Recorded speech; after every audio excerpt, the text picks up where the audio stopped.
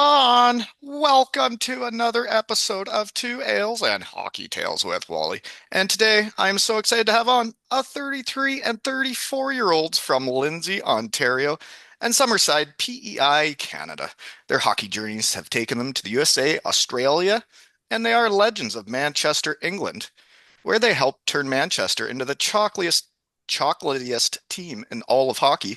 One of them was fighting, scoring, and winning on the ice. The other was winning behind the bench en route to winning EIHL Coach of the Year. Now, a couple seasons later, the captain and the first pro hockey player sponsored by a podcast is the coach, and the fellows are mucking it right up and still getting showered with chocolate. The other is now the head coach and director of hockey operations for the Atlanta Gladiators. Welcome on, Matt Ginn and Cameron Critchlow. So, Thanks for having us on, Wally. yeah, we've never done a three-way together, eh? I've always just gone one-on-one with you fellows. Yeah, more First work for time you, for I guess. everything. Yeah, like it can get complicated. I'll try to navigate this with both of you, but I get into how we know each other. I think it started because I first had Finner on, and then Finner told me to have Ginner on, and then I had the captain on. But anyways, long story short, Ginner, you were the coach. When that chocolate started in Manchester, it just sprinkled, eh? Have you seen it? It's still happening. They're getting showered with chocolate. Yeah, well, you have to win to get rewarded, so that it's always a good sign. And yeah, it's taken off. I mean, the team's done a great job, or Critch has done a great job there this year. So I would expect the chocolate to keep going, and that's good for them. I know he's been in the gym quite a bit, so I probably tied those two together. I figured that they're still getting showered. Yeah, I still get a kick out of it every time Jake's mom sends me a video of the shower. 'Cause, so Critch, now you guys have like a routine, when the chocolate started, the first picture I got sent, you guys were all like just standing at the end by the goal line, like in front of your net, and there was just a pile of chocolate in front of you guys. Now we're pushing it all to center ice. Everybody's getting around, and then you get, how do they pick who's the player of the game that does something funny? Well, I think the fans vote on the man of the match.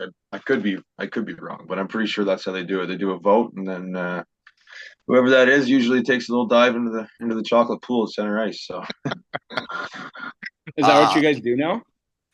that's what some guys have been doing. The guys have been canoeing through it, kayaking, skiing, you name it. So grittying, it's all good fun. It is all good fun. And then I got a picture of you when I was your sponsor and had the logo on the back of your jersey. And you did like the 1 foot out, like the power skating move that a fat boy like me could never do. And you Shoot went the through duck. shoot the duck. I saw one of your fellas brought that back that you let that just did that. Yeah, well, he has great balance, so he'd be one of the guys I would pick to be able to pull that off. Um, yeah, it is really neat. So, Cameron, how is the transition from player to coach? Because I've always said on here, teams that muck it up in preseason and show each other what they'll do for each other usually end up having a good season. And I saw all the stuff that went on when you guys played Cardiff early on, and there was like hundreds of penalty minutes. And I'm like, oh, these two teams are going to muck it up this season. Yeah, I think yeah, there's probably a few suspect calls on that one, but I know it was good. The boys, it was Challenge Cup, I believe, but it was a pretty physical game, and we answered the bell. Kind of the identity of our team. We wanted to recruit big guys and guys that will go to the wall like that. So it was good to see guys sticking up for each other, engaged in the battle, and it's been a great transition for me. I know obviously with Matt, seeing him go through that transition, playing for him, picking his brain an awful lot, and it's great to have someone to reach out to and kind of lean on for either scenarios or decisions, whatever it may be. It's just kind of nice to have a conversation with someone you can trust and How has been often done do you guys talk? Who's got the background noise? Daily? every day, every Yeah. day. Every day? Yeah. So like there was a time where I had like five guys on that played for the clan that I had respect for because they mucked it up. And they like thanked me. They're like, we haven't stayed in contact. I haven't seen him for so and so long. But that's not the case with you guys. I'm not bringing you guys back. You guys still talk. Oh, it's good Yeah, to see his face. I'll say that. I mean, it's mostly through text messages, but yeah, I mean, Ginner and I played together for years, and I played for him for 2 years as well.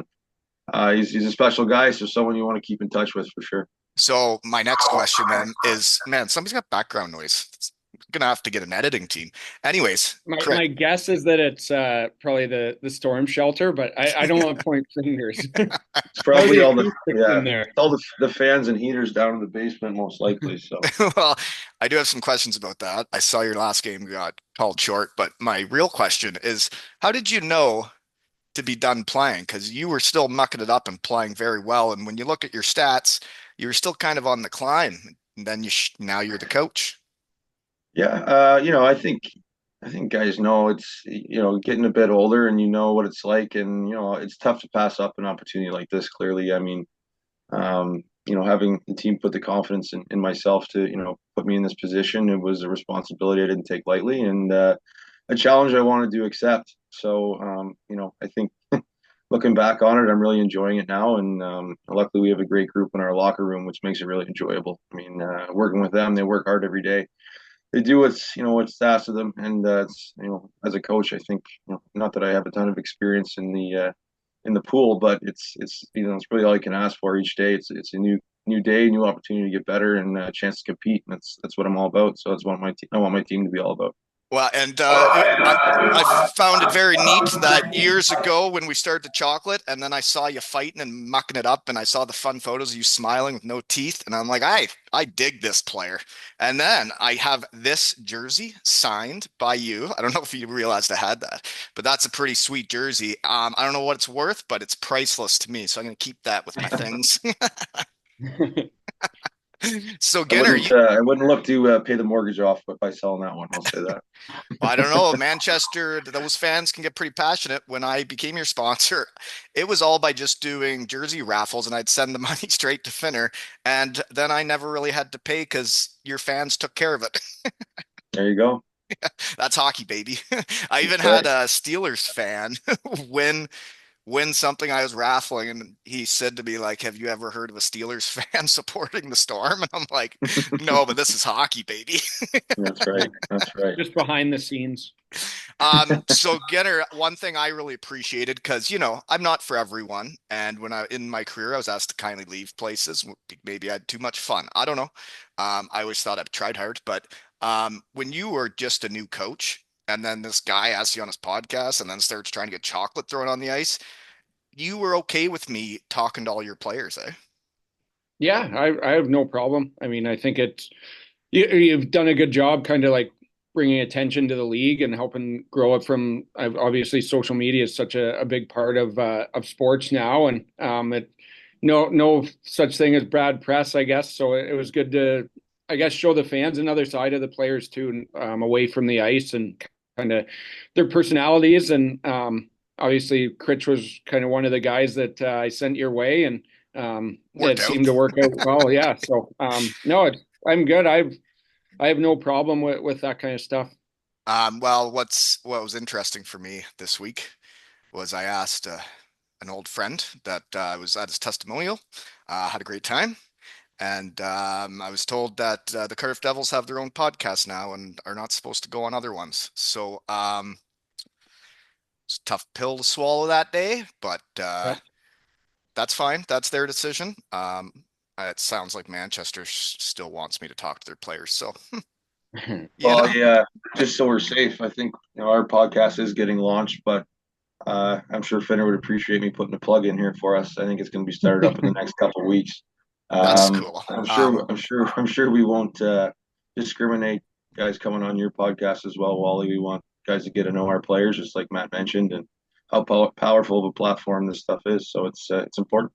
Yeah, I couldn't believe it when I started how many people were listening and in different countries. It made no sense to me, but it is neat, and I'm happy the Storm are starting a podcast. It makes total sense for the fans to get to know their players, and then you guys can talk to who you want to. But like I want to talk to the good guys I know around hockey, and I hope teams appreciate what I'm doing because I still just do this for fun and for the love. And I've met a lot of new friends. I didn't know you guys before I started this. Yeah. No, exactly. Yeah, it's opened up tons, and obviously it's grown from your side too. I see the stats and the countries it reaches, and that's pretty exciting. Yeah, it is different, but Anyways, I don't get into all the social media that well. I usually just post stuff on my story on Instagram because I think it's funny and I take a lot of selfies. But I should probably maybe try a little harder at the social media. But Ginner, we haven't talked about your team. Hot as balls, eh? 4-0 and beat the Everblades. Yeah, good start. I like kind of Critch said, we have a really good group of guys that we brought in. Kind of a little bit similar to Manchester. We wanted a bigger team that goes to those hard areas and stands up for each other. And obviously, like you have a few guys sent down from Nashville and stuff, but they've fit in really well, and it's been a fun group to work with so far. Nice to kind of start out on the right foot. And yeah, I think we beat Florida. It was the first time in like 16 games that Atlanta's beaten Florida, dating back before my time. So that's always nice and exciting. And we kind of viewed that as a early measuring stick. They're kind of perennially one of the top teams in the league. I think where they win three years in a row, with an off year last year, losing in the semis. So nice to beat those guys. And we just yeah, I want to keep things rolling, keep it one game at a time. Well, the one way I got into the Storm that season was you guys seemed like the underdogs. You guys had been like picked dead last, and I like a ragtag bunch of dudes that goes out there and mucks it up and proves everybody wrong. And that reminds me of the Dayton Bombers. I think 2006-ish. We were going bankrupt. We couldn't get sticks, and we went into Florida in the semifinals and beat them in Game 7, and went to the finals of the Coast. And I don't think Dayton, Ohio, was supposed to beat Florida because they got the facilities, they got the beaches, they got the Lani Kai. It's hard to compete with that shit. Yeah, no, I Yeah, think I kind of went in Skinner, this. it kind of What's reminds that? me of one of our favorite movies. I think Major League. We got jerseys and everything. That's funny because that's who we pictured ourselves as, the Dayton Bombers. And I, for some reason, they were calling me Lou, like the manager, because I'm short and fat, I guess. I don't know. But Lou Brown. yeah, Lou and then Brown. my line mate was Harry, the left-handed pitcher, I think he was. But anyways, they even did a Yeah, commercial well, before the finals saying we're your underdogs, and we did like the major league commercial. Critch and I are we're known to use the major league gifs back and forth. Yeah, it's been one of our favorite flicks. What we say? We watch it every couple months. I would say, yeah, probably every quarter, I'd say. Yeah. So Cretch, when we started up the chocolate, and you're just a team guy, and you said, I just want a storm of chocolate. I don't care what they throw, just make it rain for the boys. I get that. But the fans want to know what you want now. Have you picked out a favorite chocolate bar for next game? Well, the fans are doing a good job supplying the Reese's cups. Anything Reese's, I'm probably a good sucker for. Dairy milk, is probably top two. A lot of White Lions as well. Okay. Been eating a lot of those. I could go through my assistant coach's drawer, Mikey Mo to my left. There's probably a good stash of chocolate in that Does he in that still fucking hoard them? cabinet. Oh yeah. Well, what is happening with all the chocolate? Because you guys have been winning some games, and there's a lot of chocolate every time. Are we Yeah. are we weighing the boys every week? I uh, used to hate that shit. Pretty good bag skate on Tuesdays, but yeah, the boys are stuffing their jeans on the way out of the rink with chocolate for sure. And it's no, like Ginner said, it's a good incentive at the end of the day. Maybe after a hard-earned victory, maybe a couple beers in the room and a chocolate bar. I think that's a pretty good reward. I think that's hockey. Ginner, so you would have done some recruiting. Most of your guys, you guys hand pick, and then you have the Nashville system sending guys your way too. Yeah, so we my thing this year, like obviously last couple of years in Atlanta have been tough. Kind of wanted to start from new. Similar kind of to the first year I took over in Manchester, coming off a tough year. You had your core guys you want to bring back, and then obviously upgrade in some areas. And what I kind of the way we did it this year was kind of built our own team, and then anything that Nashville or Milwaukee sent down was kind of a cherry on top. And like I said, those guys have fit in great, and I think as a result, we have some pretty good depth. I think it was similar recruiting style to in Manchester. We wanted to bring in guys that have worn letters in the past, and then obviously guys that can skate or are physical. We'll get to the dirty areas, and so far so good. It's been a great group to work with, and yeah, I think, and our affiliate also has been very good. We chat weekly and keep updates on stuff. So yeah, it's been great so far. So my one question then is, how do you pick your assistant coach? Because I think like when you got to man or sorry, when you went to Atlanta, it was Derek Nesbitt bringing you there, who is also on the show and friend of the show. Um, and I thought it was a small world that he was the guy that brought you in, but now you're the head coach and he's some kind of office guy. But how would you pick your assistant coach? Was it someone you knew from back in the day? No, it's actually Zach Vanelli was the assistant in Coventry last year. I didn't know him before. I had some, I guess, check not a checklist, but like boxes I wanted to tick for the assistant coach. I wanted to bring in a bit of a younger, hungry guy that had success with special teams. He's kind of taken the power play this year and has done a really good job so far. But yeah, I think kind of what impressed me about him. I talked to different coaches and management and stuff around the IHL about Zach, and same kind of situation in Coventry last year. They were picked to be near the bottom of the deck, if not dead last, and had a really good year. And I think him and Kevin did a great job in Coventry. And I was obviously following the Storm last year and was impressed when I did watch Coventry play. So he was a guy that I had interest in. He reached out and went through the whole interview process, which was new for me. Coming from that side of things, but he interviewed really well. He's confident in what he does. He wants to learn, and so far it's been great working with him, and I feel lucky to have him. Well, that's cool. You obviously just hadn't heard that the Kincardine Canucks were back-to-back under 13 All Ontario champions.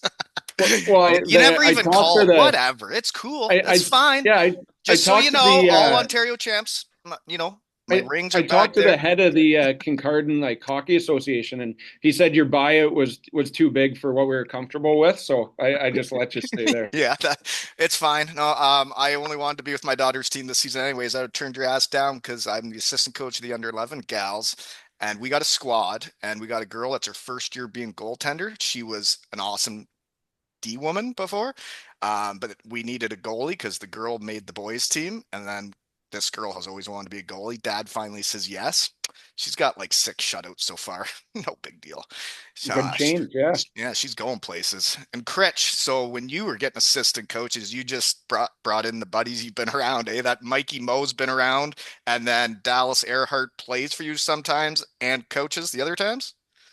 Yeah, well, Mikey Mo obviously took over last year when we made a coaching change and came in and did a really good job with our team. And he had to take a lot of time away from his own personal job and family and whatnot. So it was, it's pretty demanding for him, and it's luckily he's able to stay on as an assistant. He's here when he can, and he does a great job in the room with the guys. He's a great olive branch for me and the guys down in the room. And Dallas, I mean, anyone who knows Dallas knows he's a pretty sharp hockey mind.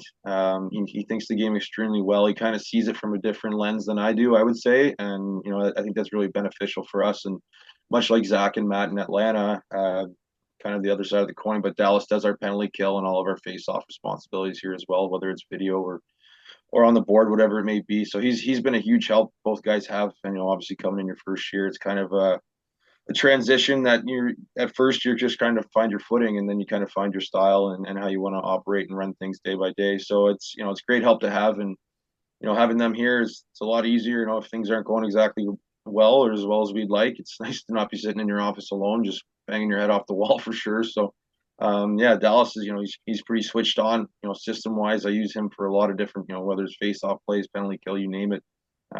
He has a solution for many different problems. So But he Yeah, also he's whenever you guys do disagree, you just put him in the lineup. that's right. yeah. That's Split up some right. of the coaching responsibilities that game. Yeah. It's yeah, so he is playing sometimes, but then also behind the bench sometimes.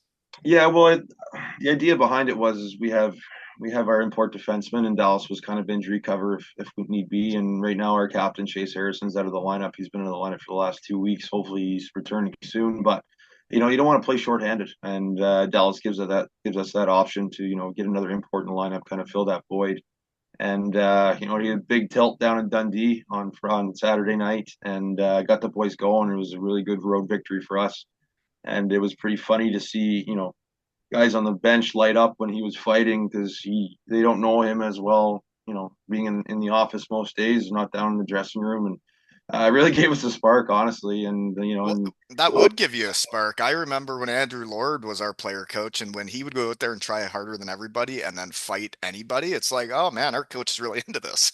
yeah, well, Dallas is a tough customer, man. I think anyone who's seen him in action knows that. And I don't know. In this day and age, I thought the kids would, be on YouTube and know all that stuff, but he took a lot of guys by surprise the other night, and I think he gained a ton of respect by doing that. And I know he did from me as well. And he's a good asset to have. He's still a great player. Right. Once he's starting to get in shape now, and I think he kind of guys recognize that now. Maybe the little times in practice, maybe I won't touch the line or do the route I'm supposed to do. Kind of brings more accountability to our group. Right. Makes perfect sense. And if you got a tool, why not use them? And sounds like, yeah, I was wondering how being in shape would go. Like, does he do all the practices then now? He has been the last few weeks. He didn't the first month, and but he's a pretty fit guy overall. He's he used to be a fat guy. Now he's a skinny guy, maybe a skinny fat guy. I'm not sure, but it didn't take him that long to kind of find his footing, get back into it. Maybe not at fighting weight yet, but he's been good and a huge asset for us to be able to come in the lineup when we needed injury cover. Well, Ginner, next question's for you. See how I'm navigating this? Um, I went to Joey Martin's testimonial. First shift of the game, Samuel Jardine's out there, Mike McNamee, also known as Boston Levi, and they started the game at such a high rate. And I'm on the bench watching this going, man, I haven't played in 10 years. What is this shit? I thought we were out here for a little skate and, make some plays. And they were flying around. And then when I got talking with them, they're both wanting to make comebacks.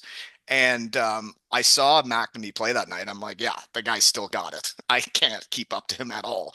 And then he ends up signing with you, eh? Yeah, no, Mac's been great. He's a I played beauty. against him. Yeah, he's awesome. So I played against him. Critch did as well when he was in Cardiff.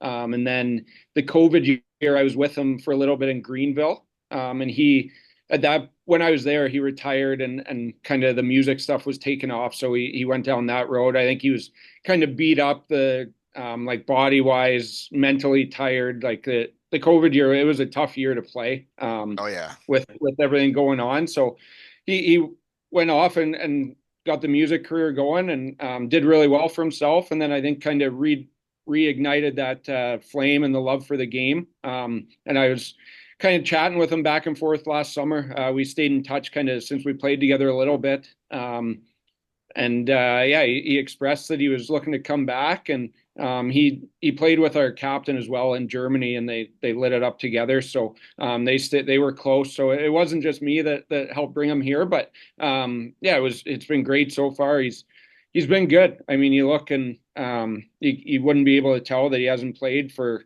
4.5 years, whatever it is. He's right back in there. He's such a smart player. He'd still been on the ice. Obviously, he was helping coach at Carleton, I believe, U Sports, and yeah, he's been awesome. Kind of everything we expected, bringing him in, and takes big face offs. He's out kind of all situations, and I know he'd tell you that he's still a little rusty and stuff, but I think he's fitting great, and we're lucky to have him. I totally agree. When we were talking about him wanting to make a comeback when I was over in Cardiff, um, he told some of the boys that were still playing, you could see the fire in his eyes. He's like, don't ever stop. Don't ever stop playing until you can't play anymore. And like he did do crazy things in the music world. But yeah, then at the end of that weekend, everybody was tired. It'd been a long weekend. But then he held a private concert in the Devils locker room with all of us sitting around, and there was like 10 to 15 of us. And man, that's a valuable tool to have on your hockey team when you can have that. Yeah, no, he did that in Greenville a little bit. If you gave him a couple rum and cokes, he'd usually get behind the guitar, and him and I were able to bond over that. That might be why we stayed close. So no, it's yeah, he's awesome. Such a good guy too in the room, and we're lucky to have him. Yeah, and I could tell he had the passion back for hockey, and he was going to do what it takes to get to where he needs to be a pro again. And yeah, I'm happy you guys picked him up and took a chance on him because, I mean, he's been out for a while, but you could tell he was doing everything he could to get back into it. And man, if a guy cares that much, they're gonna play hard for you. Yeah, no, he's. I'd check in with him over the summer too. Like, how's it going? And he's yeah, pretty upfront that way. Like, there's some good days, bad days, but that's with anybody training. I mean, it's the worst part of hockey is in the summer getting in shape and staying in shape and stuff. So, but no, he's great. He's enjoying it, and like I said, we're lucky to have him, and it's been a pleasure to coach him so far. I understand the summer thing, and Critch, I can kind of get how you end up. Well, you get the opportunity to be a head coach and pro. That's a big deal. But each summer, when you go through the ringer, it was always a little harder to get going in the summer. It can Yeah. get tiring being in shape. But sure, your players are better than that than I was. I think it's a generational shift now. I think Right. they're a little bit too dialed in on diets and workout plans and all that. But it's great to see. I mean, the game's getting better, it's getting faster, and that's probably a big reason why. So what did happen to your ice there last game? Because when I heard the game had to end after the second period, it brought back Dayton Bomber memories because Florida had came all the way to Dayton to play us, and our ice was too bad they had to cancel the game, and they had flown all the way from Florida. So what happened in the storm shelter? Too much chocolate? Well, yeah, we challenged them to a ball hockey game in the parking lot, but they respectfully declined. Yeah, one of the compressors went down in the plant earlier in the day. We thought it would be able to hold up, and unfortunately, it didn't. So we had to call it after two. We were down 2-1 going into the third, and I was feeling pretty good about our chances. We had a minute 26 on the power play to start the period. Unfortunately, it just we had to take player safety into consideration, obviously, and then we thought to be able to get it back up and running in a reasonable amount of time, and we weren't able to. And it's one thing to take physical possibilities or injuries into place, but mentally it would have been tough for the guys. There was about an hour and a half break, and I commend the fans. They all stayed the whole time, ready to go. Just unfortunately, it just wouldn't have been safe for the players on either team, and we had to call it. Yeah, well, and that stuff happens in hockey. I mean, yeah, compressor goes down. What are you gonna do? Okay. Yeah, that old barn's still standing though, eh? Like, cause it's weird for me that I got into the storm with you guys and like actually would sponsored you, which is hilarious still. But it reminds me of when we played at the Big Blue Tent in Cardiff because it's basically the same barn. It is. And It is with walls, I guess, is the only difference. yeah, and and then when I see the chocolate hitting the ice, I'm like, I had a lot of fun playing in Cardiff, but like I think it'd have been funner if they threw chocolate at us after we won, you know? Yeah. So, Ginner, what's your favorite drill in practice? I'm an aspiring Oh, coach. I'm always looking for new ideas. So, please think of your favorite drills in practice because sometimes I hear new things. Sometimes people say the Canada Cup, and I'm like, yeah, okay, cool. I'm not a fan of the Canada Cup. I find it boring to watch. But Me no, too. Critch and I always just send drills back and forth. Like, what one do you like? Which ones do you not like? Finner will still send both of us drills sometimes that he comes across, and he actually had me take one for a test drive the other day to make sure he could send it to Critch. So I was the guinea pig on that one, and it was a good drill. I think the Storm maybe used it yesterday, but I don't know if I have a favorite drill. Like, I like ones that a lot of guys are involved in, move quick. Like, my practices, I don't like going to the board much, so I'll try and pre-ice before and keep things quick, keep the breaks down.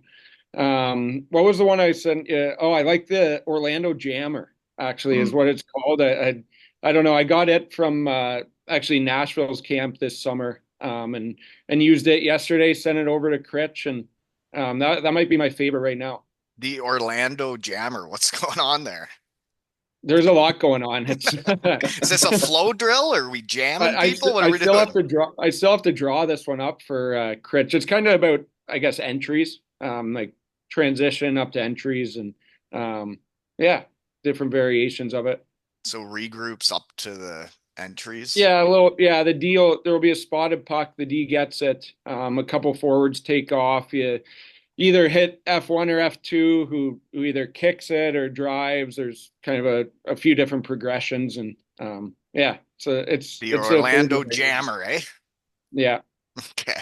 Critch, how I about mean, you? like all the drills, there's only so many you can do, right? So I think they just get renamed, and Yeah. I'm sure it's got a different name somewhere else. But yeah, I mean, most of the drills I took still have like storm names. I still do like the Manchester 1 2 3. I'll do I don't know. I think there's one like the Finnerty 2v1, and there's a bunch of them. Yeah. So I mean, that's the way it is in all hockey too. Like when we were at Nashville, some of the drills they did, they had certain names for. I knew them as other stuff, and there's only so many ways you can do run drills. So yeah, I think you find which ones you like and try not to get stale.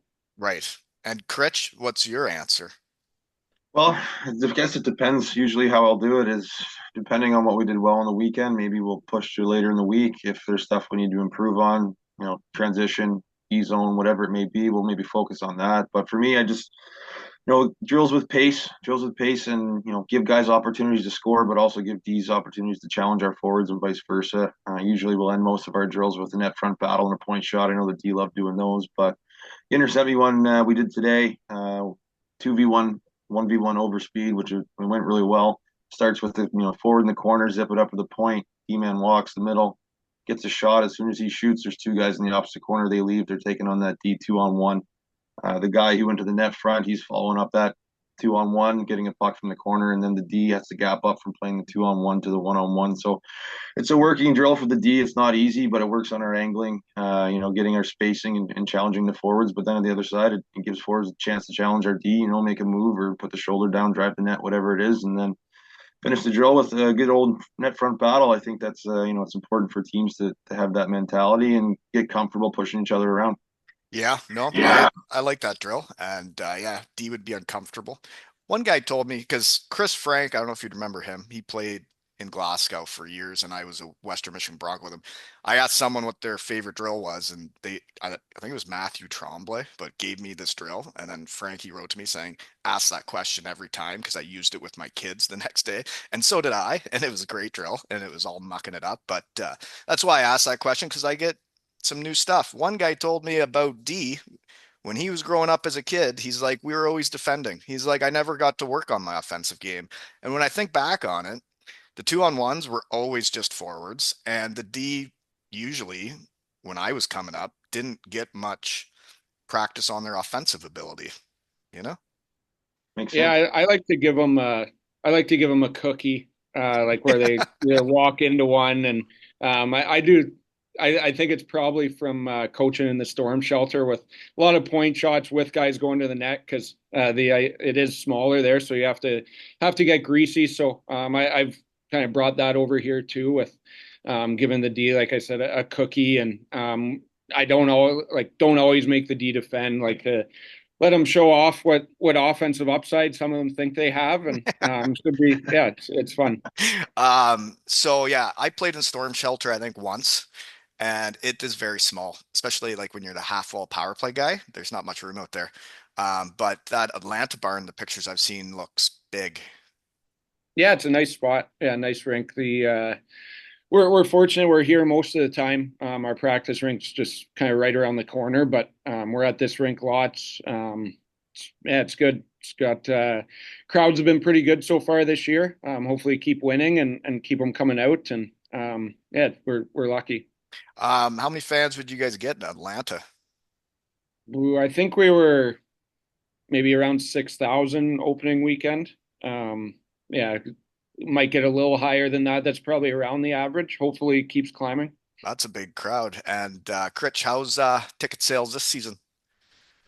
Well, the last game against Sheffield, I think we had our best crowd, so that was unfortunate. But no, it's been good. You know how it operates in the UK. Usually early on, maybe there's a little more football fans going to football here. Obviously, we have two massive clubs in the city of Manchester, but it's been getting better and better each game. And you know how loud it can get in here, and our fans are, best in the league, and they bring the noise, they bang the drums, and they stick with us no matter the lows, the highs, whatever it is. They show up and show out. So very fortunate to have the fan base we do, and the crowds have been great, and I'm sure they'll continue to be great. We can only fit about I don't know, maybe 2,200 in this can of sardine rink, but it's it makes the atmosphere even better. And I know playing when you come out for that first sprint before puck drop and it's just buzzing in there, you're definitely skating a little harder, a little faster, digging in a little bit more. So it's exciting, and you can kind of see that with how we played last game. I thought the guys brought energy, they brought it all for us, and it was a good hockey game. Unfortunately, It ended the ended way it early. did. Yeah. Mhm. No, I totally get it because when we'd come out in the big blue tent and we were winning that year and we lost the league by 2 points after they'd finished ninth the year before, like the second half of that season, man, the big blue tent would be a rockin'. And I still find it so neat that, like, yeah, it started with one or two chocolate bars, and Jake jumped on board and got the ball rolling, buying chocolate bars. Heard he's the captain of his team this year with the academy or something. That's pretty neat. But that so many people actually go to a store and buy chocolate and bring it to the rink is pretty incredible. Like, there's a lot of chocolate on the ice these days, eh? Yeah, well, I think now it's just like It's a thing. sacrilegious. If you don't bring it, it's like sacrilege. It's just, it's you gotta contribute. And I know the fans take a lot of pride in it, and there's a lot of personalized messages on the chocolate now, and like good job, you're playing great, etc. So I Isn't mean, it's that nice nice to being see. nice to your players? And then wouldn't it want them to give a little bit more because they're like, ah, these people really got my back here. Well, I think it just kind of builds that relationship, right? It's just kind of between fans and players. Maybe sometimes you don't get to interact very much in this league. The players they're pretty available to the fans, to be honest, and it's just kind of nice. They feel like they're able to support their favorite players or whoever it may be, and just kind of builds the Storm fan relationship, right? I think it's so cool, and I like when players It have time also for the it fans. Yeah, keeps guys accountable, not stealing your chocolate bars. Because I know they That's used right. to write your name on it. Yeah, so That's right. I used to do a little tour around the room, make sure everybody was no one was eating the Ginn bar. what was the Ginn bar? If anybody from Atlanta listens, There was Kit Kats. I used to get the old what was it, the lion, white lion, I don't know White if uh, I've line. tried that one. red White. lion. I think's a pub. That's a pub nearby. Yeah. Good Nice spot as try, Ken. well. Yeah. Yeah. No, I was into I think I got Kit Kats mostly. I like the Reese's. I like to dabble in a few different ones. Well, you guys know about like the social media thing, and it takes everybody to win, just like your fans bring the chocolate. When I post this, you guys got to share it so then your people see it too, because I don't have that much of a following. It's just me talking on my work computer, you know? We'll get Jake Edwards will do it. I'm sure he's Oh like yeah, your PR guy. He might be he is my your marketing guy. publicist at this That's what. point, Yeah. right? What's the title you gave him? I thought it was the ambassador, but it's No, marketing. director of farm marketing. Correct. You know what's funny, Wally, is I came back early this summer to do our Storm hockey school, and just talking about Jake. Jake was in the hockey school, and I think watching him, like, he's out there working his butt off, and it's great to see the impact and the desire from him to keep working and get better. And he's just what he's like. He's an overall great kid. He was a pleasure to work with, but it was nice to see him applying himself into maybe a game he's not that familiar with, and Well, started to and like watch. he loved hockey as a fan, but now Mm, he's getting to love hockey as a player, and that's neat to right, see.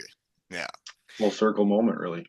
Yeah, and both the since I met Jake on here and we got the chocolate going, both testimonials I went to Cardiff since.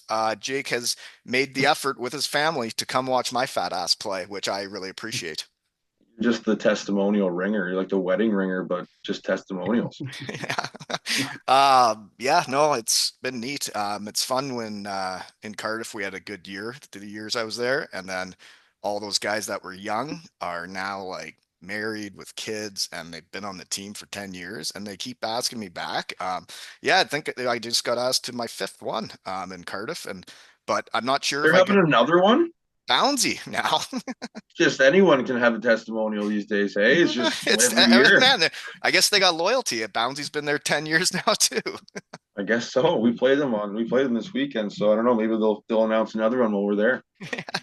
But yeah, no, I get to go back to Germany in February and play in a charity game, Team Germany against the Landshut Icebreakers. So I'm not sure how much I can pull off this season, but when you're done and you get asked back somewhere you played, it means a lot when you're in the real world. I haven't been back to Germany in 13 years. I only played for this team for my first year over there, which is like 18 years ago. And that they're willing to do this for me, and then I get to go see all my buddies that I haven't seen in so long. Man, I'm stoked. Good, good. I bet. Nice. So Critch, so now that you're the coach, I guess you don't decide when they retire your jersey.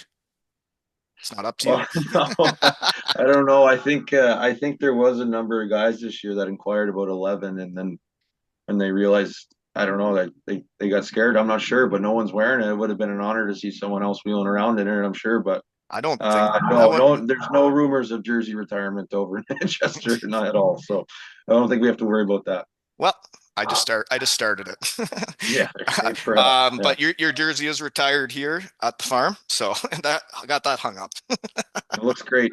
Looks great. Anywho, Heinem hasn't played much this year, and he's one of the guys I took a shine to having him on. He seems like a great teammate, great guy that plays hockey the right way. Even though I don't actually watch your team play. But he's been out, eh? Yeah, he actually was on back on the ice for the first time yesterday, so it was great to see him out there. He's a big part of our team. He's an incredible player. He plays with a ton of heart. He works his ass off, but he has those offensive instincts. We put him out there in any situation and get the job done. And he's almost a guy you got to slow down a little bit sometimes. You know, you got to, as in the words of my good buddy Matt Ginn, you got to rein him in, not push him out the door. And that's kind of the guys you look for. But he's huge in our room. He's a veteran guy now. This is his third season with us, but he gets it done. And when he's healthy and playing well, he's tough to play against. And that's what we want to be, our identity. We want to make things hard on other teams, and I think he's the epitome of that, really. And it's good to see him back on the ice now. Hopefully, he'll be back on the in our lineup here shortly. Yeah, I Yeah. know what it's like to get injured during the season, and it's awful when you're not a part of it. You're going to rehab or whatever instead of hanging with the boys and drinking coffee and mucking it up. Being hurt sucks when you're a pro or ever. Yeah, it's tough. Yeah. It's like too. It's not just tough physically; it's tough mentally. And Yeah, guys want to be out there contributing and helping the buddies out and getting the results. So I think it's tough, and you got to make sure you check in on guys when they're going through that stuff. Just make sure they're in the right spirits and right frame of mind. But he's Tyler specifically. He's a worker, and he's like, well, I can do this now, and I'm like, well, let's just follow the timeline and make sure that we're not getting ahead of ourselves. right. And Ginner, it looks just when the research team had a hot second before this, looks like you got a couple tenders, eh? You're 4-0, but the save percentages were high, and both goalies have won 2 games for you. Yeah, they're both have played well so far. Hyder was here last year. They're both under contract with Milwaukee. They're TJ's. It's Hyder's second year. TJ's first full year pro. He played a game in Bridgeport last year after his college season ended. But yeah, we're lucky to have them both. I think we've defended really well, but obviously the scoring chances and breakdowns happen, and they've been both excellent for us, and we're fortunate to have them both. So I've realized this now that I've been potting so long. Not many dudes I played with still mucking it up. They're all, the coaches now. Um, so you would have had to get to know a whole new wave of kids, really, because the kids turning pro and coming out of university, you'd have to do some research, huh? Yeah. Actually, it's a little different. I knew this league a little bit, just recruiting in Manchester, but yeah, the college kids. Lucky Vanell had only been out. He's quite a bit younger than I am, so he's still knew some college guys a little bit, and we brought in a handful of them that have done really well so far. So yeah, I watched probably more college games this summer than I had in the past, but. And obviously, there's so many teams now and so many programs. It's tough to see everybody, but yeah, it's kind of a little bit different recruiting wise, going a little bit younger. Yeah, no, and knowing each wave, it's like I know the guys I played with and some guys your age from potting, but now I got a whole new wave of puppies coming up. But they're years out. So yeah, I don't know like the guys in the coast. If I look at those rosters, I don't know anybody, and I was curious how that would work if. But it'd be nice to have a younger assistant then that knows that age groups, you know. Yeah, he's done well. He has a good eye for the game and for talent, and yeah, he actually played with one of the guys we brought in at school, so there's a connection there, and I think it's helped us huge having him be able to do that.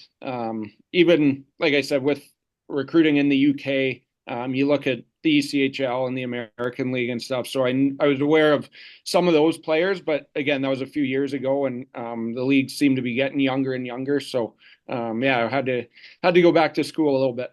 So, Critch, how did it go with you? You would have brought back some of your buddies that you played with, and it must have been weird telling some guys that you weren't having them back when you were their teammate the year before. But how did you go about finding the new boys? How many, like, you must have reached out to dudes you trust in hockey and get their opinion, right? Yeah, and I think you kind of go through it. I mean, like at the college level as a player, I think you're kind of part of the recruiting process when guys come in and you see how that works. And then through pro and the East Coast League, it's a little bit different. Like Matt said, I think there's, you guys know there's a lot more movement as far as players are throughout the league and whatnot. But yeah, we had 5 guys return, 6 including Dallas, and so there's quite a bit of people you have to replace there. And yeah, you got to lean on. I think the best recruiters are your players, to be honest. And especially, I think the old saying is, good players attract more good players. So guys you trust. We had a lot of guys out of the East Coast, as far as the Maritimes are. So I was lucky to get a lot of guys from my area, my neck of the woods, and then a lot of guys from out west. Ryan had a big influence on that. A lot of Edmonton guys, Albertans, and then sprinkling a couple of Northern Ontario boys, and away we go. So it was no, it's been good, and I relied on my players. Obviously, Ryan did a great job with dealing with agents and et cetera like that, and then I just did my part as far as using my players as tools and getting more good players. And you know, you speak to other coaches, whatever it may be, guys who play with them, you kind of get what are they all about? What are they like? How are they as on the ice? And you just have to trust your instincts, trust your gut, and make sure you're doing your due diligence to bring in the right people. Well, it brings Where back. where'd you get that goalie DeRitter? He's been pretty good for you guys Yeah, so far. and then you have to you, smart people within the game, and you got to lean on them. So we brought in Drew DeRitter, who played for Matt in Atlanta last year, and he's been a stud. So he's been an absolute stud, and he gives us a chance to win every game. And I think with our goaltending tandem, when he obviously coming back, 2 years ago he was pretty much MVP of the league, and through my eyes, I know him and Greenfield were the top two. So yeah, we rely on both of them to get us wins and give us a chance to win games. So I mean, they've done that to this point. So we've been lucky to have 2 good goalies that have been playing well and working hard. It brings back a memory of guys you trust and who you know or whatever. Is Andrew Lord I played against in the second league in Germany, and then he becomes the coach in Cardiff, and then we get in contact, and then he calls some of the people he knows about me, and he had got all good references, and then he got a reference from a guy that played in Bietigheim, but after I was there, never even played with me. And this guy said whatever about me, and then Lordo says, but you know what? He's a fucking loser anyways. And then Lordo took me, and I mean, we had a great year, and we've had a great relationship ever since. And I appreciated him knowing who's a loser in the game and who's not. There's always one, Wally, right? I know, but I had been asked to kind of leave a few times. I think it was my bad body, but it when you get let go and you're one of the leading scorers a couple times, people probably wonder like, well, what's the problem with this dude, Yeah, But exactly. gotta see your way through that shit. Okay. Anybody got a question for me while I figure out what else I wrote down here? Or do you guys want to What do say you think? anything to each other? Did you watch the Jays game last night? Yes, I've been Big play. watching the Jays games. When your son plays rep baseball and they make them play House League 2 around here, so then they're on 2 teams and then they play baseball like every night. You don't voluntarily watch baseball until the World Series. Yeah, that's fair. But That then you do checks out. jump on the bandwagon. Yeah, I'm right on yeah. it. Yeah. Are you staying up late in Manchester to see the games? God no. But usually watch the Jays in 30 the following day, and then it's been awesome to see. I know Ginner's a huge Jays fan. A lot of the guys in our room, most of the baseball hockey connection, they're all Jays fans. So it's been a hot topic in our room, and after last night's win, the spirits are a little higher in the dressing room. And the night before, after was it 18 innings, the boys we woke up and the game was still on for crying out loud. So Yeah. I couldn't make it through that one. But yeah, no, it's amazing what winning does for a city or even like for the Jays, a province or a country. Like I saw it in Bietigheim, Cardiff, Denmark. When a team wins, it brings the whole community together. And I'd love to see that in Manchester this year with you guys and in Atlanta because, man, it's the best memories I have from hockey is like, you know, the league title's a bit different in the UK. But when you get into a playoff run and you're in the semis and then the finals, and then the whole talk of the town is about the team, and then every game is just rocking, it's the best month of, you get. So, Yeah, Tough, absolutely. tough to beat that. Tough and to it, beat that, especially when your back's against the wall. You figure it out and find a way to win. I'm sure Matt can attest to this too. It's a good time of the year to be playing hockey in the spring and into the summer for sure. yeah, and the Jays are doing that here with baseball, and you see like people that never talk about baseball are all watching it and all talking about it. Yeah. So, winning does make it grow. I'm not sure what else I have. I do appreciate both your guys' times and me not knowing you when I started this, all the fun we've had, and like it still continues because every time Manchester wins and they cover the ice and chocolate, I just can't believe that that is a thing still. And it's a hockey tradition that we started together. That's right. Yeah. Now next I'll be asking you to come on the Storm podcast.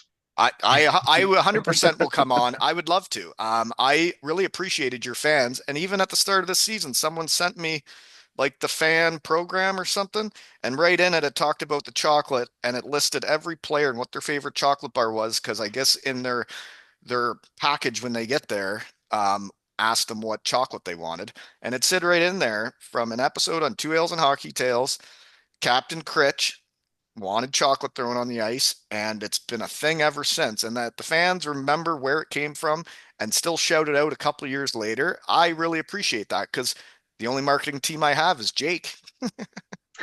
Well, you're in good hands there, I think. So it's not too bad. Yeah, and Ginner, I don't know if anybody in Atlanta is going to hear this.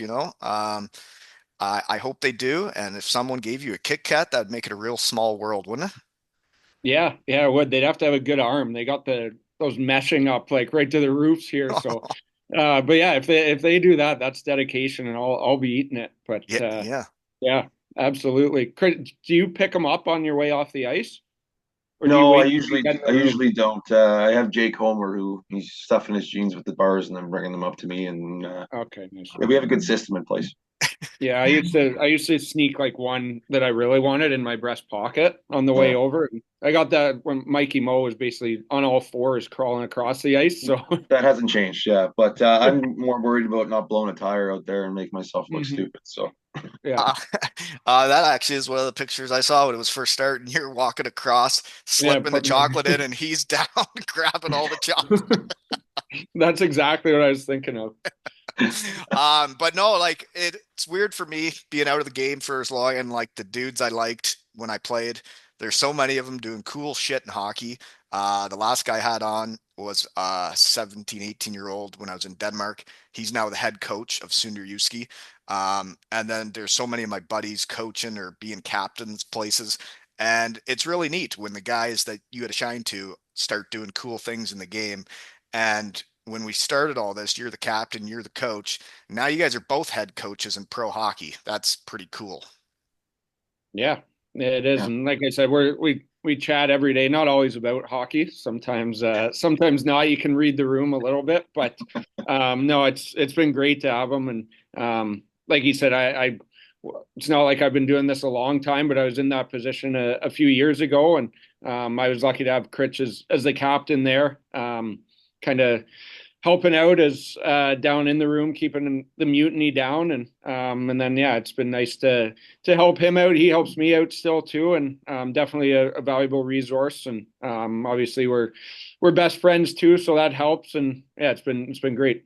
It would be nice to have your best friend as the captain when you're a new head coach. Um, one thing I was Yeah, curious about. until you had to bench him, that yeah, then we were just friends for a night. there was one time in Guildford, You got and I don't sat know. down. No, but I don't know if you ever played in Guildford's rink, but the bench is like I don't know 8 feet long, maybe. It's like it's tiny. Anyway, like there's one gate, and I was like the guys were like, when guys you're not having clean changes, they're not getting out there when like anticipating stuff. And anyway, I was like, we gotta Bit get this. slow over the I bench. yelled. I yelled. I was like, we gotta get this fucking bench together. What are we doing? And Ginner thought I was directing that at him, and he snapped at me. And I was like, that's not what I meant, but that's fine. That's fine. Curious question because I have no idea how I do it in pro, but I've been coaching under 13 boys, and we had the kids vote of who the captain assistants were about a month in or so. Once they get to know who's doing what, and you played some games and hung out at a hotel and who's who. I always found it interesting who the team picked because it was the same kids I would have picked. How did you guys go about it? Because Ginner, I saw you just announced your captains and stuff. Yeah, we did it the week leading up. We just chose as a staff. Yeah. That's how they did it in Cardiff. I even tricked them into making me an assistant captain. I wasn't a captain in pro hockey till my last season, and then I tricked them. So Must have been doing something right, Wally. Yeah. they appreciated fun in Cardiff, actually. Yeah, some teams didn't appreciate. Some people wanted the robots that had all the protein shakes and had no fun. Cardiff appreciated my funness. Well, actually, what I told Lordo when he was asking about being the captain assistant when I first signed there, I was like, I'm not a captain. I'm an assistant captain. I like to bring the boys together and make sure everybody's having fun and take all the boys for lunch and make sure everybody's included, but I'm not the captain. But Critch, how'd you pick your guys? Yeah, same as Matt. We just selected, but we met with a few guys beforehand, kind of tossed some ideas around. I think ultimately, like you said, like it's You pretty know, clear in most points and most times, but like we have a lot of guys. Kyle Locke, for instance, he came over from Guildford.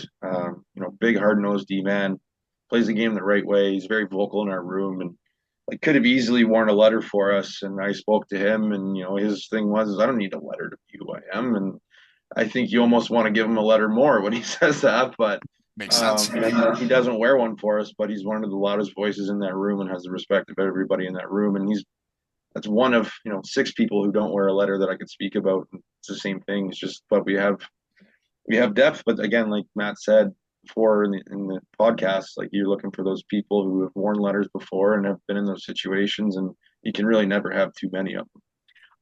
I noticed it last season in under 13 when the captains were picked, and then we announced it at practice, and then there was a kid that was down the rest of practice. He was sad. He was sad he was not chosen. And I had to have a chat with him and be like, this has nothing to do with you being a leader on this team. We had to pick people, but you are a leader and you need to, you know, get over this. It's not a big deal. You can be who you are. And that kid bought in by the end of the season, man. He's like, it was just that one day blip on the radar and he moved on. And by the end was one of the best teammates going. And he was a huge leader for us and part of how we won. There you go. hmm I don't know if you guys have heard. I don't know if I've told you yet. The Concord Canucks are back-to-back All Ontario champions. I have, yeah, Okay, add them sorry. to the list of teams to scout. Yeah, no, we do have some players. It's fun seeing the kids come up. Like the first year I won a couple of my horses I had on the pod. They're now tearing it up in AAA, and they're big bitches, and they play hard and they play hard nosed, and it's pretty exciting to see how good these kids are getting and how much they love hockey. And it'll be neat to see if they can go places. Yeah, Yeah. absolutely. Okay. Well, anyways, I think that's all I got, unless you guys got anything. Critch, my last question is, how hard's it been going from player to coach? Are you attending nights out on the town with the team? Are you taking a step back? I think that's been a tough transition for me. It would be. But Yeah. I've taken a step back and I let them have their fun. I think there's been a couple times where maybe I popped in for a beer when they're having a function or whatever, but just kind of a stop and chat and check in because you don't want them to feel like they have to look over their shoulders or anything like that. At the end of the day, you still have a job to do. But yeah, I think there's maybe a little more glasses of wine at home than beers out with the boys, but it's been good, and it's worth it to be in this position, and still plenty of good guys around to have a pint with when Oh yeah. necessary. for sure. And Ginner, I'm just curious what the East Coast is like because when I played, it was old school. There were some fellas that, well, I mean, they'd hit the town no matter if there was a game the next day. Smoking Um, cigarettes on the bus. it was a different world back then, you know? I don't think there was a Yeah, protein shake in sight, and we went to the finals. But do the boys taking it pretty seriously these days? I'm like Critch. I'm pretty hands off as long as guys aren't getting in trouble away from the rink. Like they're men. Yeah, You can't not in this job to babysit or anything. As long as they're coming to the rink in good spots and work at the rink and are present and I have no issues. I want guys to have fun. I think that's an element that maybe hockey's gotten away from is that kind of off ice bonding. I think it's important for guys to go out and enjoy each other's company. preach. I know Critch is nodding like we were always in that group. But I mean, when it got time to be at the rink, like we were at the rink, worked hard. You put in your shift, and yeah, I still think that's important. I want, like I said, guys on my team to go out and enjoy each other's company, and as long as they show up to work each day, I have no issues. I completely agree. And yeah, I do think hockey's gotten away from some of the fun. And I think the teams that end up winning usually have the most fun together too and like enjoy like they care once you get to know each other away from the rink as well and you get to know everything about each other it to me it seemed to transition onto the ice that guys were willing to do more, you know? Yeah, yeah. Just don't smell worse than the coach, and you're all right. Well, yeah, my way of bringing fun to hockey again was one thing I did was have a golf tournament, little par three course by my cottage. Had all the boys put them in their lines or D pairs, and then every had a coach on the team too. But then that brought us together. We started moo-offs to see who the starting lineup was, and I let them shave my head. So we had I a lot of saw fun. that actually. Yeah, Yeah. we I don't have the ears for a buzz cut. So it was funny because I said if they won their two round robin games, because there was no semifinals you had to win to get to the finals, I said, if you win these, we can shave my head at the hotel when we get back. That turned into all of them shaving each other's heads, and then I was the last one to get it done. And then we rocked the tournament with the best haircuts in hockey and won it. love it. Nice. That's Uh, good. That is fun. Critch, are you rocking a mustache this month? Yeah, absolutely. I know What are you you. going with? Are you going This like power stash or do you go? What are you are thinking? we curling anything? uh, well, there's been years where it's been to the point where it's curled. I know Matt always grows a pretty good one. I usually go pretty standard, maybe a touch on the handlebar, but not much. Yeah, a Don't need to power be. stash, I believe is what I called it. Is that what a power stash? Okay, Yeah, well, just that's what I went for, just Just right thick, across. thick and yeah. bulky. You grow a third eyebrow on your upper lip. You get a nice thick mustache going. So Yes, sir. So Genner, I'm guessing you're gonna grow a mustache if you brought that up. Yep. Yeah. Yeah, it's the 1 month of the year my wife lets me, so I'll take yeah, advantage of it. yeah.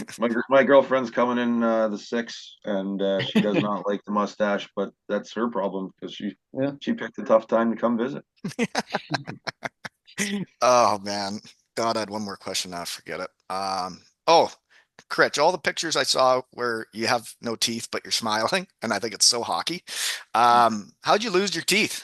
I got through the whole thing, knock on wood, with all my Yeah, jokes. Never wore a mouth I guard. lost. They were all. It was the first one I ever lost was in morning skate. Um, I was in the corner just standing there and puck went off the elbow of the pipe and went right down my throat basically knocked one out and then they were all knocked out individually Oh, surprisingly enough yeah all pucks a couple of high sticks and one elbow I believe a little forearm shiver knocked one out but yeah it was you know what getting them knocked out really isn't it wasn't a big issue but the dental surgery the following day always really sucked. I'll say that. yeah, I thought you would have knocked them all off at once, but you doing Yeah. one at a time. Usually that's how it goes, but I guess I'm just a glutton for punishment. No, okay. Now you know, curious about the player I sponsored. I still think it's so funny. But it takes everyone to win. The people bringing the chocolate is what got me committed. And then I saw you mucking it up and winning games, and the chocolate kept coming. I just thought it was really neat. And then when my logo was on the back of your jersey and people would always be sending me photos of it, I just thought it was great. And one of the pictures was you putting it in the empty net in Sheffield. You guys hadn't won there in like 5 years. And then you're putting it in the empty net. The cheerleaders look like they're going to cry. They don't know if they're supposed to dance or what. And then my logo's there. And I'm just like, oh, this is cool. You were a But big part of it, Wally. I appreciate you sponsoring me, and that was a fun year. yeah, it was fun. But yeah, got to figure out how to have fun again this season. But I think I should figure out who to chat with on the Manchester Storm, maybe the Atlanta Gladiators, and get to know some of these young pups, eh? Yeah, Yeah, you got Mike McNamee, so Yes, I get got him. to get him back on. I haven't. Yeah, It was like he was like way early when I first started this, but yeah, I should definitely talk with him. He is a beauty, and really happy that he's playing for you. And he found his way back. But yeah, the Samuel Jardine that wanted to make a comeback too. I think he's in Idaho. yeah, he's in Idaho. Yeah, I and don't want to give any recruiting secrets away. I chatted to him as well, well, when they came out but for the I didn't want to testimonial, have a I could full. tell they were proving a point. Yeah, I wasn't sure if it was a good look to have of a handful of guys who hadn't played in a while. They, well, those two are both beauties, like best friends. I'm sure they would have Yeah, figured it out. yeah. No, they would have. I was just kidding. Yeah, he's in Idaho. He's a Western Canadian boy, so it's a lot closer to home for him. And Right. hopefully he does well. We don't play Idaho, so can wish him all the best. Right. Well, I'm looking forward to seeing how the seasons play out for you fellows. You guys both have seemed to have great starts, and yeah, I expect nothing less. Good job. Keep it up. Thanks, Wally. Thanks. Okay. And this has been another episode of Two L's and Hockey Tales with Ginner, Critch, and Wally.